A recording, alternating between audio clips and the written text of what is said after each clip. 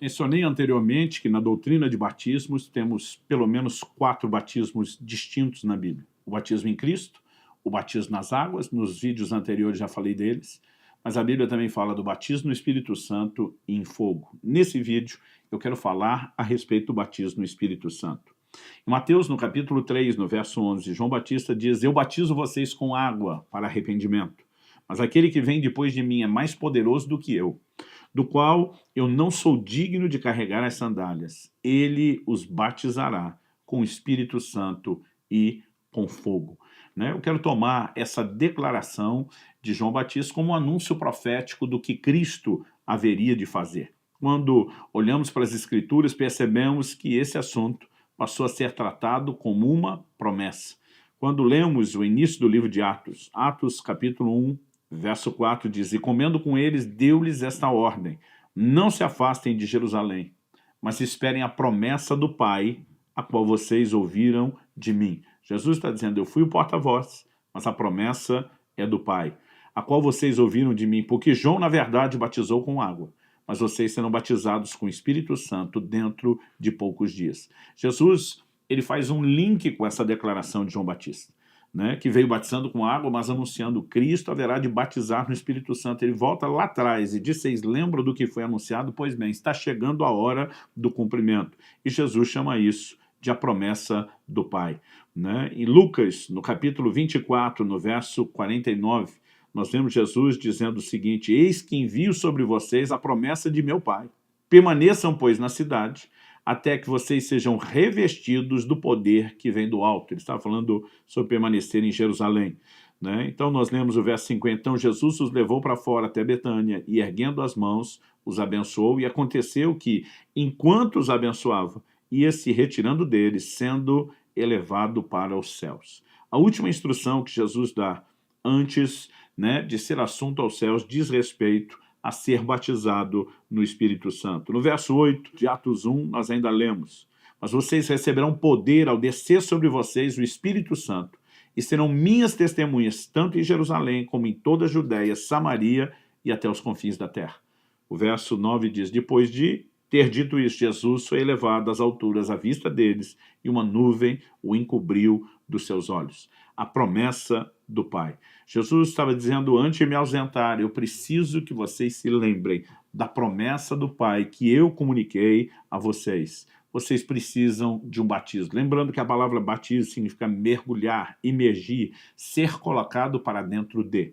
Quando falamos do batismo em Cristo, nós vimos que todos nós, em um só Espírito, fomos batizados. O Espírito Santo é quem nos leva a Cristo. Mas tão logo somos guiados a Cristo, Cristo está dizendo: "E eu vou mergulhá-los no Espírito Santo." Sabe, nós precisamos entender que, se por um lado houve a promessa, por outro lado houve o cumprimento. Eles permaneceram em Jerusalém, continuaram ali perseverando em oração. O verso 14 de Atos 1 diz: "Todos esses perseveravam unânimes em oração com as mulheres, com Maria, mãe de Jesus, com os irmãos deles." E a Bíblia diz no verso 2: "Ao cumprir-se o dia de Pentecostes, estavam todos reunidos no mesmo lugar. De repente, veio do céu um som como de um vento impetuoso, e encheu toda a casa onde estavam assentados. E apareceram distribuídas entre eles línguas como que de fogo, as quais pousaram sobre cada um deles. E todos ficaram cheios do Espírito Santo e começaram a falar em outras línguas, segundo o Espírito lhes concedia que falassem." Esse é o cumprimento inicial da promessa do Pai feita por Jesus. Ao olhar para o livro de Atos, e eu discordo quando alguns estudiosos dizem que o livro de Atos não serve para teologia sistemática. Romanos capítulo 15, verso 4 diz: "Tudo quanto foi escrito para nosso ensino foi escrito." Não existe a distinção entre um livro que relata experiências e epístolas que ensinam a doutrina, dizendo um serve para sistematizar a teologia e o outro não. Nós percebemos no livro de Atos que tudo aquilo que foi instruído e eles vivenciaram na prática nos mostra exatamente como que aquilo que foi prometido se cumpriu, como que foi desfrutado. Então, no livro de Atos, nós temos 3 experiências de pessoas sendo cheias do Espírito Santo que entram na característica de descrição. Isso significa que tem detalhes. Mas nós temos outras 2 que elas entram na categoria de menção. né? Há uma menção de que ocorreu e não há preocupação em se descrever os detalhes daquilo que aconteceu. E acredito que nós precisamos olhar para as 5, né, narrativas de pessoas sendo cheias do Espírito Santo, mas levando em conta a diferença entre a descrição, que dá detalhes, e a menção, né, que não dá detalhes. Descrição, nós temos 3 episódios. Menção, nós temos 2 episódios. Então, eu quero que você possa olhar comigo para o segundo momento onde nós temos uma descrição de gente sendo cheia do Espírito Santo. Atos capítulo 10 nos mostra o apóstolo Pedro indo pregar por direção de Deus, né, liderado pelo Espírito Santo, ele indo pregar na casa de Cornélio. E a Bíblia diz, verso 44 de Atos 10, enquanto Pedro falava essas coisas, o Espírito Santo caiu sobre todos os que ouviam a mensagem.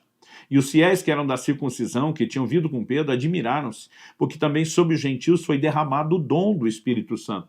Pois eles os ouviam falando em línguas e engrandecendo a Deus. Então Pedro diz, será que alguém poderia recusar a água e impedir que sejam batizados estes que, assim como nós, receberam o Espírito Santo? Então nós temos aqui uma segunda descrição. A terceira está em Atos, no capítulo 19.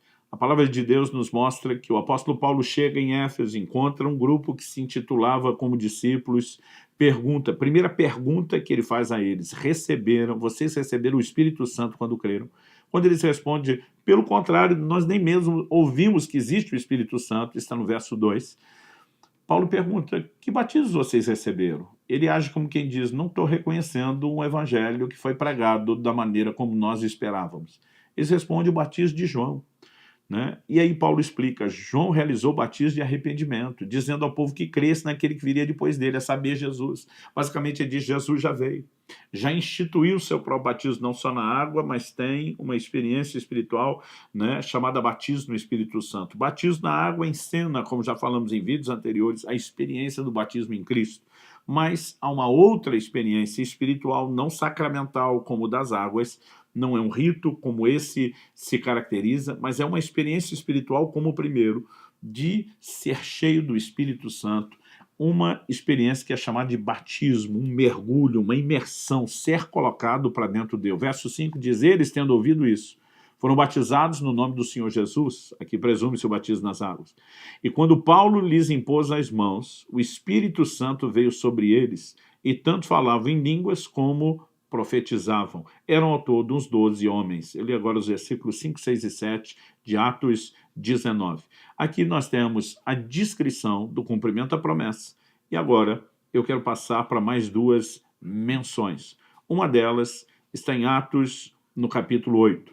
A Bíblia nos fala a respeito de Filipe evangelizando Samaria. O poder de Deus estava se manifestando naquela cidade, né? O verso 12 diz que muitos iam sendo batizados, homens e mulheres. Mas o verso 14 de Atos 8 diz, quando os apóstolos que estavam em Jerusalém ouviram que o povo de Samaria tinha recebido a palavra de Deus, enviaram-lhes Pedro e João. Chegando ali, oraram por eles para que recebessem o Espírito Santo. Pois o Espírito ainda não havia descido sobre nenhum deles. Tinham apenas sido batizados em nome do Senhor Jesus. Então lhes impuseram as mãos e eles receberam o Espírito Santo. Então, nós olhamos aqui para uma menção. Não temos detalhes de como foi a experiência. A Bíblia menciona que ela aconteceu. E temos um outro exemplo bíblico, também como esse, caracterizado como menção, que é quando o apóstolo Paulo se converte. A Bíblia diz, no versículo 9, que ele esteve 3 dias sem ver, durante os quais nada comeu nem bebeu. Nesse interim, a Bíblia diz que o Senhor aparece para um discípulo chamado Ananias, lhe comunica onde Paulo está e o envia com uma missão de ministrar a vida de Paulo. No verso 17, a Bíblia diz, Ananias foi, entrando na casa, impôs as mãos sobre Paulo, dizendo, Saulo, irmão, o Senhor Jesus, que apareceu a você no caminho para cá, me enviou para que você volte a ver e fique cheio do Espírito Santo. Imediatamente caíram dos olhos de Saulo umas coisas parecidas com escamas, e ele voltou a ver, e a seguir levantou-se e foi batizado. Depois de comer, sentiu-se fortalecido. Então nós temos, nesses 5 exemplos, o cumprimento da promessa, mencionada em Atos, no capítulo 1. Eu e você precisamos também reconhecer que depois de Pedro ter pregado na casa de Cornélio, um dos exemplos que nós já citamos, quando ele volta a Jerusalém e ele se refere àquilo que havia acontecido lá, né? Ele diz assim no verso 15 de Atos 11, quando comecei a falar, o Espírito Santo caiu sobre eles, como também sobre nós no princípio. Então me lembrei da palavra do Senhor, quando disse, João na verdade batizou com água, mas vocês serão batizados com o Espírito Santo. E diz, pois se Deus deu a eles o mesmo dom que tinha dado a nós quando cremos no Senhor Jesus, quem era eu para que pudesse resistir a Deus?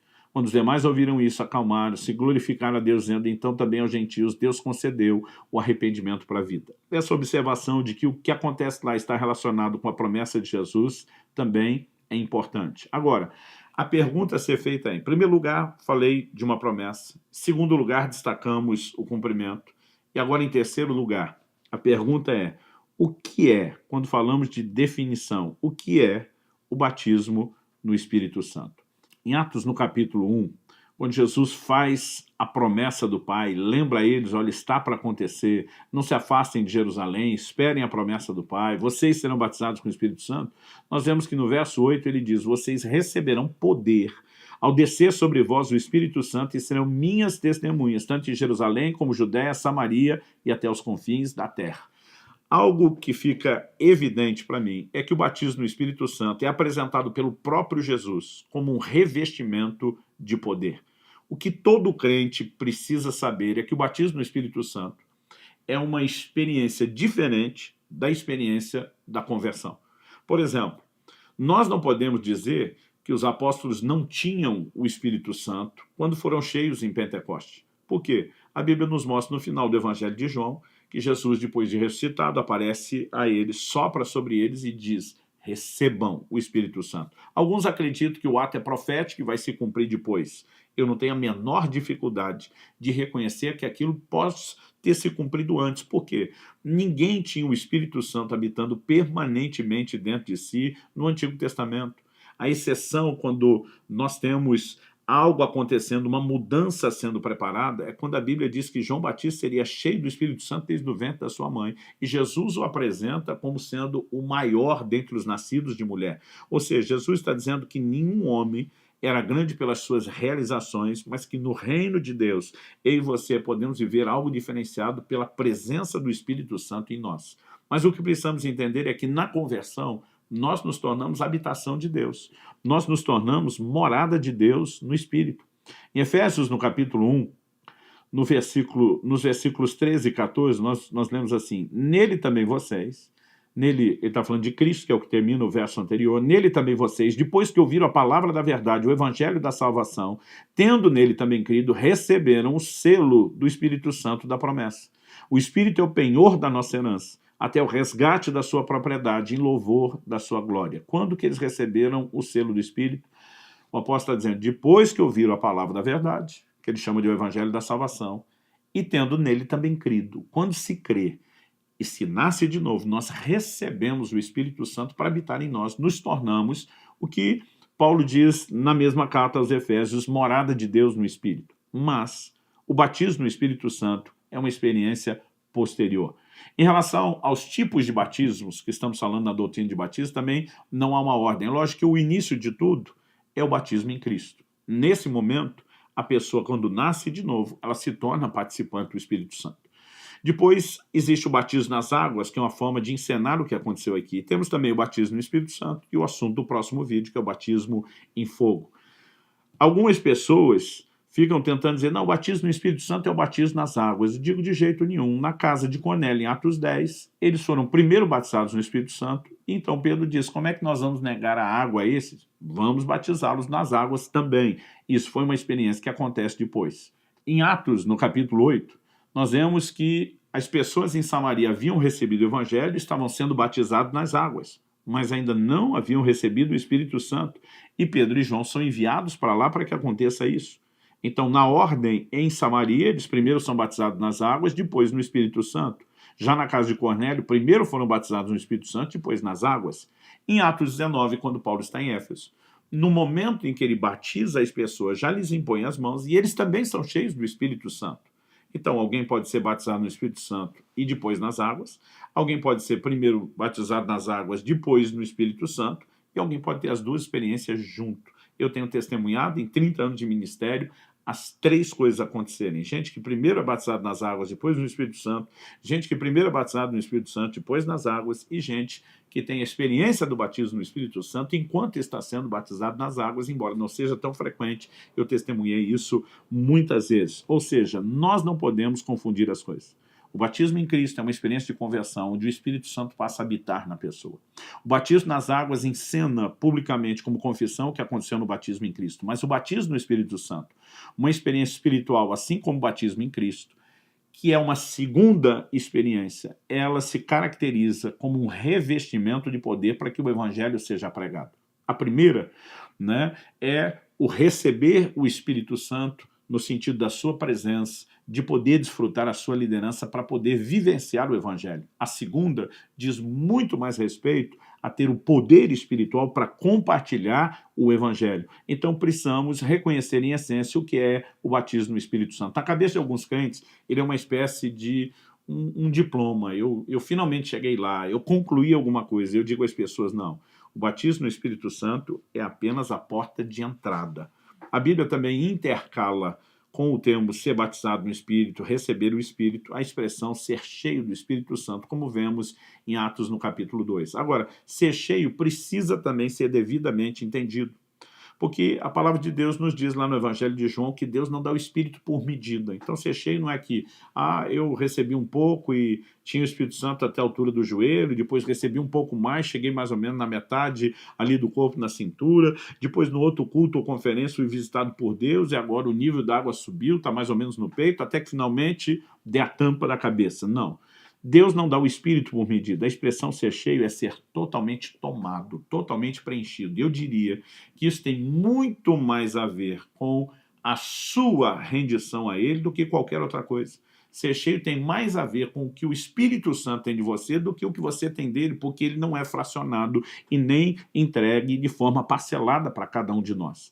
Nessa experiência espiritual do revestimento de poder, existe sempre a possibilidade de um nível de entrega diferenciado que nos leve a viver a vida cristã de uma forma também diferenciada, mas sem perder o foco de que isso não é apenas a capacitação para viver o evangelho, mas viver de tal maneira que a fé seja transbordada, compartilhada, que outros sejam convencidos e alcançados de uma forma sobrenatural e não meramente por esforço natural. Dito isso, eu quero discutir em quarto lugar, em primeiro lugar falei da promessa, em segundo do cumprimento, em terceiro tentamos definir aqui o que é o batismo no Espírito Santo, um revestimento de poder. Em quarto lugar, eu quero mexer num assunto que tem gerado muita discussão, não no meio pentecostal e carismático, mas muitas vezes quando esses estão discutindo com os que não são. Qual é a evidência bíblica, física e inicial do batismo no Espírito Santo? Quando nós olhamos para aqueles 5 relatos do livro de Atos, o que é que nós enxergamos em 3 descrições e 2 menções? Nós precisamos observar isso. Em Atos 2, a Bíblia diz que houve ruído como que de vento, línguas como que de fogo, mas a Bíblia diz que todos falaram em línguas. Quando você chega em Atos capítulo 10, a segunda descrição na casa de Cornélio, a Bíblia diz que todos passaram a falar em línguas e a magnificar a Deus. Você não tem ruído como que de vento, você não tem línguas como de fogo, e tem um elemento diferente que não tem em Atos 2, magnificaram a Deus. Mas o elemento comum, falaram em línguas. Em Atos 19, a Bíblia diz que eles começaram a falar em línguas e profetizar. Ou seja, lá em Éfeso não teve ruído como de vento, não teve língua de fogo, não magnificaram a Deus. Tem um elemento diferente chamado profecia, o que significa que as experiências não são necessariamente iguais, mas, de novo, o ponto comum, todos falaram em outras línguas.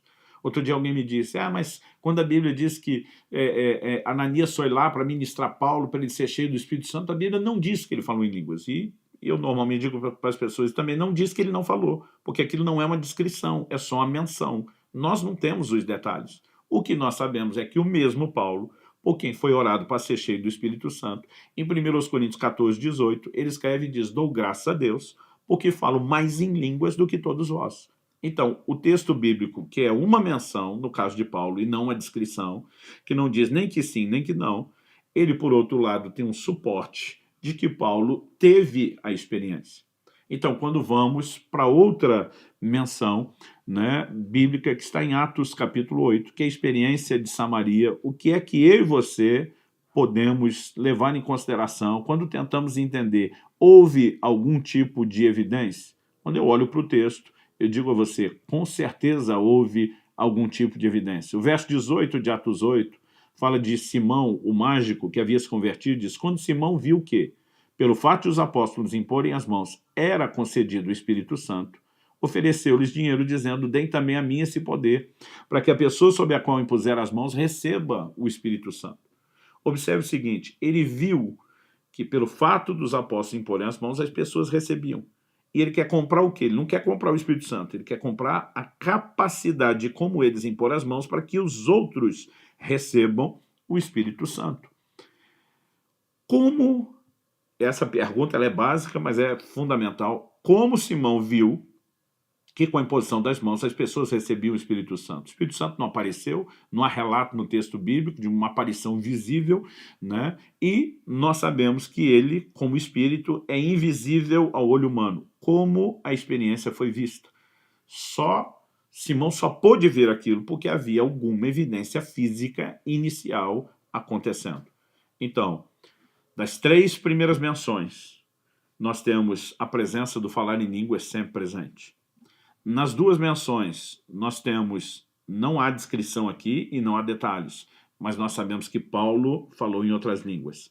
Em Atos, no capítulo 8, nós não podemos dizer qual era a manifestação física inicial, mas nós entendemos que os apóstolos já tinham uma mentalidade, né, uma compreensão de um padrão.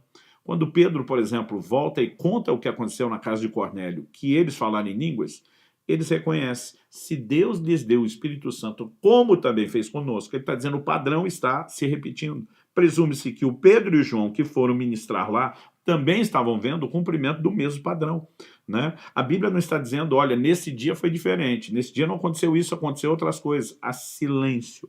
Portanto, nós não podemos dizer o que aconteceu quando a Bíblia não diz, mas o que se presume, não há uma negativa de que eles tenham recebido e tudo parece ter se conduzido de acordo com o formato padrão. O próprio Jesus já havia dito, esses sinais seguirão os que creem, falarão novas línguas. Quando eu olho para as Escrituras, eu percebo um outro princípio, né? Um princípio bíblico, de ser cheio do Espírito e falar como consequência desse enchimento. Isso aparece em muitos textos das Escrituras, né? Mesmo quando não se trata do falar em línguas, manifestação que é exclusiva do Novo Testamento. Então, você olha, por exemplo, textos do Antigo Testamento, em Números 11, 25 e 26, os 70 anciãos nomeados por Moisés, quando são cheios do Espírito, profetizam. Em Números 24, 2 e 3, Balaão profetiza. Em 1 Samuel 10, 10, nós vemos Saul profetizando, falando como resultado do enchimento do Espírito Santo. Em 1 Samuel 19, de 20 a 24, os mensageiros de Saul e ele, novamente, sendo cheios do Espírito Santo e profetizando. E 2 Reis, capítulo 3, verso 15, a Bíblia fala de Eliseu e que a mão do Senhor veio sobre ele e ele passou a profetizar. Em Ezequiel 3,14, a expressão a mão do Senhor é usada para falar do Espírito Santo. Em 2 Crônicas, capítulo 15, verso 1, Azarias, cheio do Espírito Santo, profetiza. Em 2 Crônicas 20, 14, Jaziel, cheio do Espírito Santo, profetiza. Em 2 Crônicas 24, 20, nós vemos Zacarias profetizando. Em Lucas, agora Novo Testamento, capítulo 1, dos versos 39 a 45, Isabel, cheia do Espírito Santo, passa também a falar profeticamente.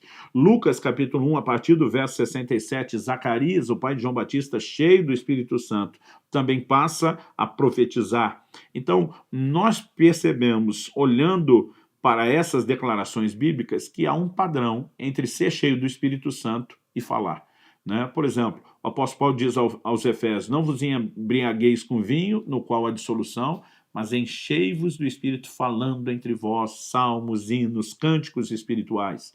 Né? Em Atos capítulo 4, verso 8, a Bíblia diz, então Pedro, cheio do Espírito Santo, lhes disse, agora nós temos a menção de Pedro, né, que está pregando aos sacerdotes. À medida que olhamos para as Escrituras, o padrão se repete. Né? A importância da língua é mencionada por Tiago, lá em Tiago capítulo 3. né? Ele diz, se alguém controla a sua própria língua, ele tem poder sobre todo o corpo, né? Não é de admirar que o Espírito Santo, quando nos enche, queira controlar a nossa língua e a nossa fala.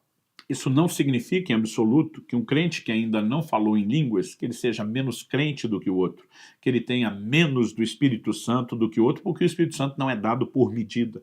Agora, significa que ele poderia ter mais do que tem.